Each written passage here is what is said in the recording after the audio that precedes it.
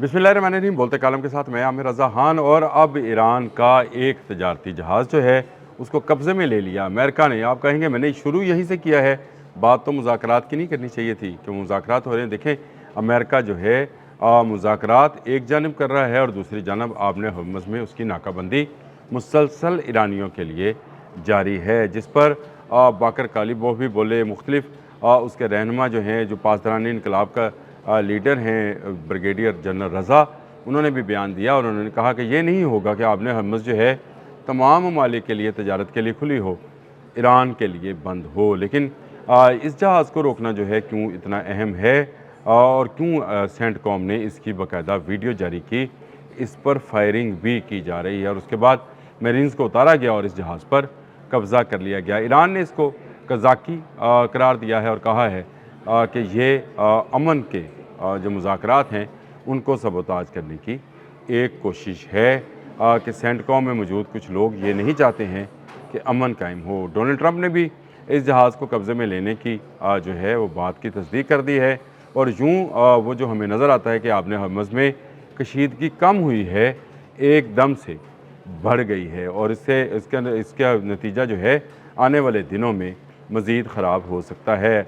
याद रखें, इसमें चीन का अमल दखल जो है वो अब ज़्यादा हो जाएगा, क्योंकि उसकी वजह यह है कि ये जहाज़ चीन से ईरान आ रहा था, यानी इस पर जो माल था, जो माल बरदार जहाज़ था, ये चीन के माल से भरा हुआ कंटेनर्स थे, जिनकी तलाशी जो है अब अमेरिका ले रहा है। तो क्या इसमें कुछ ऐसी चीज़ें हैं जिस तरह की हम माजी में ज़िक्र करते रहे हैं कि शायद MQ-9 या इस तरह की कोई और रडार्स जो हैं, नए रडार्स जो हैं वो ईरान को फराहम किए जा रहे हैं, जिससे उसकी एयर स्पेस जो है उसको ज़्यादा महफूज बनाया जा सकता है। तो क्या उसके पुर्जे इसमें हैं? सेंटकॉम को एक जहाज़ पर और वो भी इसके इंजन वाले हिस्से पर फायर करने कर उसे रोकने की ज़रूरत क्यों पेश आई और उस पर कब्ज़ा क्यों किया? अब तलाशी ली जाएगी। माल चाइना का है। नई जंग जो है वो बढ़ती हुई नज़र आती है। अब आपको याद आएगा जब मैंने दुहीमा का जिक्र किया था, अहादीस में ये ज़िक्र मौजूद है। 6168 ये मसनद अहमद है, उसकी हदीस में भी है कि ये एक ऐसा फितना होगा, किताबुल फितन में है, इतना फितना होगा कि सुबह को एक शख्स मोमन और शाम को काफर होगा और फिर आहिस्ता आहिस्ता मोमन और काफर आपस में तकसीम होते चले जाएंगे और ये एक ऐसा धुआं होगा जिसका जो हर घर में दाखिल होगा। ये बात याद रखें। वैसे आपने हर्मुज़ बंद होने से हर घर पर कुछ ना कुछ असर ज़रूर पड़ा है और अभी अगर मज़ीद ये जंग आपने हर्मुज़ पर जारी रहती है तो उसके असरात इन दिनों में जो है आपके घरों में भी हैं, लेकिन आपको यूरोप, अमेरिका, रशिया, तमाम ममालिक में नाम ले लें, चाइना तक का, तमाम घरों में इसके असरात दाखिल होते नज़र आ रहे हैं। कहीं महंगाई की सूरत में, कहीं पेट्रोल की कीमतों की सूरत में, कहीं अमन व अमान की सूरत में ये धुआं जो है तमाम घरों में। मेरी अपनी इंटरप्रिटेशन इस धुएँ के मतलब आप ये ना कहिएगा कि मैं शायद कोई हदीस को उस तरह से देखें। मैं अपने फ़हम के मुताबिक, इस दौर के मुताबिक उसकी तशरीह करता हुआ उसको देख रहा हूँ। ये कोई बहुत बड़ी आग जो है उस तरह की नहीं है, लेकिन इसके असरात जो हैं या इसका धुआं जो है, या अगर कहीं आग लगी है तो उसके धुएँ के असरात जो हैं हर घर में दाखिल हो रहे हैं। ये ऐसे ही है जैसे कहा जाता है कि घर क़यामत से पहले घर घर नाच गाना होगा, घर घर टेलीविज़न, मोबाइल, ये आ गए सब चीज़ें और उसमें आप जो है मुख्तलिफ़ अजसाम को नाचते गाते भी देख रहे हैं, तो ये हर घर में दाखिल हो गया। इसी तरह से शायद ये असर ये वाली बात हो और उसमें ये ज़िक्र है इस हदीस के अंदर कि जब ये हो जाए तो दज्जाल का इंतज़ार करो।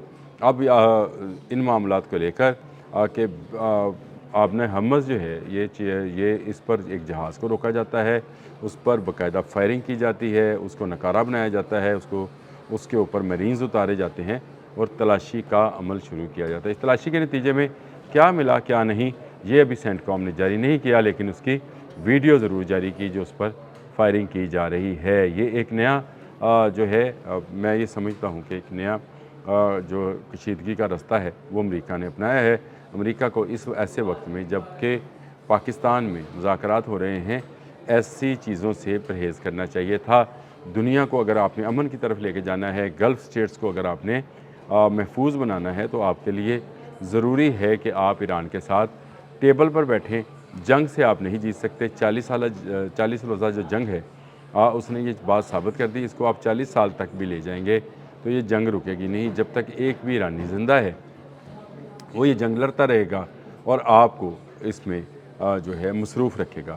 امریکہ خود بہت زیادہ نقصان اٹھا چکا۔ امریکہ کے جو نقصانات کا اندازہ ہے وہ ٹریلینز آف ڈالرز میں ہے، جو کہ وہ ضائع کر چکا ہے۔ یہاں پر اس نے ایران سے کوئی ایک چیز بھی حاصل نہیں کی ہے۔ اور میں کل میرے کچھ عزیز و اقارب کے ساتھ ملاقات تھی تو ان سے بھی یہی بات ہو رہی تھی۔ میں نے ان سے کہا تھا کہ یہ خطہ جو ہے یہ اب لمبے عرصے کے لیے اسی طرح کی کشیدگی کا شکار رہ سکتا ہے، کیونکہ اس کی بنیادی وجہ یہ ہے کہ آبِ حمص سے تجارت ایران کی مرضی سے ہوگی۔ اب وہ بھول جائیں 28 فروری سے پہلے والی آبِ حمص جس میں آزادانہ تجارت تھی۔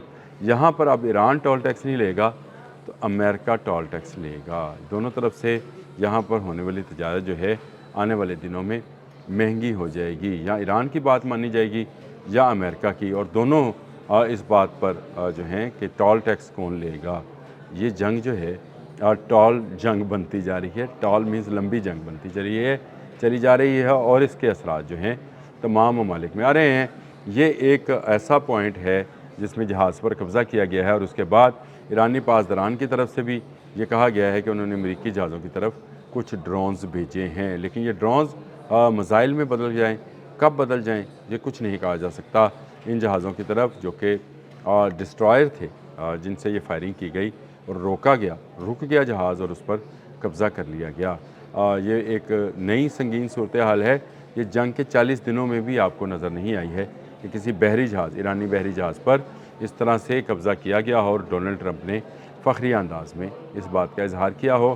یہ بات چھیڑنے والی ہے۔ پاسداران انقلاب یا ایرانی حکومت جو ہے وہ مذاکرات کے لیے بالکل تیار ہے، آج بھی تیار ہے، اور مذاکرات کرنا چاہتے ہیں، لیکن برابری کی سطح پر مفتوح ہو کر جو ہے وہ مذاکرات نہیں کرنا چاہتے۔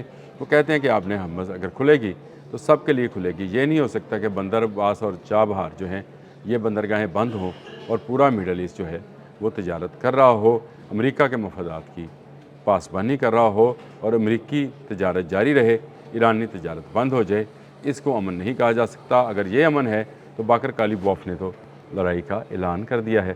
اب کیا ہوگا؟ اب آنے والے وقت میں جو ہے یہ مزید کشیدگی بڑھنے کا امکان ہے۔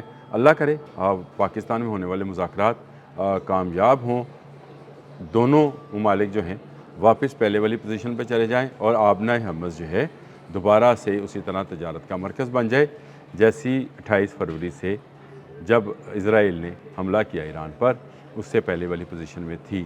اللہ کرے یہ ہو، ہم دعا گو ہیں، لیکن آنے والے وقت کا کچھ کہا نہیں جا سکتا۔ مجھے اس کے امکانات کم نظر آتے ہیں۔ اب تک کے لیے اتنا ہی۔ اللہ حافظ۔